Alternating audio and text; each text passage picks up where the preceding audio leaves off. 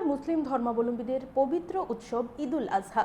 সারা রাজ্যের পাশাপাশি এই ঈদুল আজহা উপলক্ষে বিশ্রামগঞ্জ কেন্দ্রীয় ঈদগাহ ময়দানে ৮টি মহল্লার মুসলিম ধর্মাবলম্বী অংশের সবাই একত্রিত হয়ে কোরবানি ঈদের নামাজ আদায় করেন। বৃহস্পতিবার সকাল ৭টায় বিশ্রামগঞ্জ কেন্দ্রীয় ঈদগাহ ময়দানে এই ৮ মহল্লার মুসলিম ধর্মাবলম্বীরা কোরবানি ঈদের নামাজ আদায় করেন। সকাল 7:30টায় নামাজ পাঠ করেন মৌলানা বোরহানউদ্দিন, ছিলেন মৌলানা জাকির হোসেন এবং মসজিদ কমিটির সভাপতি বাহাজ মিয়া, সম্পাদক ইসমাইল মিয়া।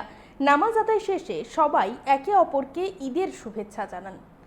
আমরা শুনব এই পবিত্র ঈদুল উৎসব উপলক্ষে ঠিক কি জানাচ্ছেন।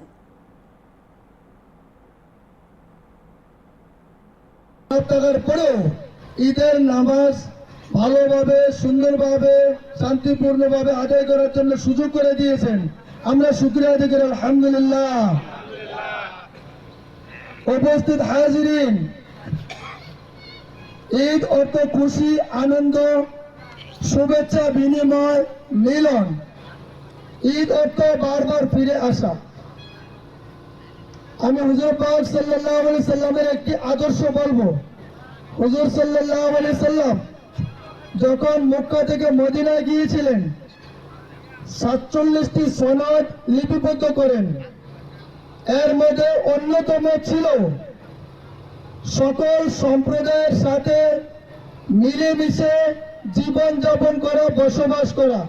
বলেন আলহামদুলিল্লাহ। হুজুর সাল্লাল্লাহু আলাইহি সাল্লাম 47টি যে সনদ লিপিবদ্ধ করেন, এর মধ্যে অন্যতম ছিল সকল সম্প্রদায়ের সাথে শান্তি, সম্প্রীতি, মিল, মহাব্বতের মধ্য দিয়ে জীবন যাপন করা।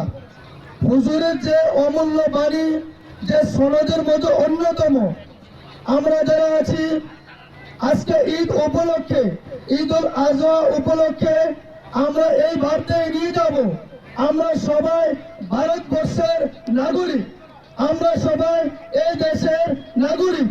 আমরা এই দেশের নাগরিক হিসেবে আমাদের দেশের, আমাদের রাজ্যের সমস্ত নিয়ম কানুন মেনে আমরা আমাদের ধর্মাচরণ, ধর্মীয় বিভিন্ন কাজকর্ম আমরা করব।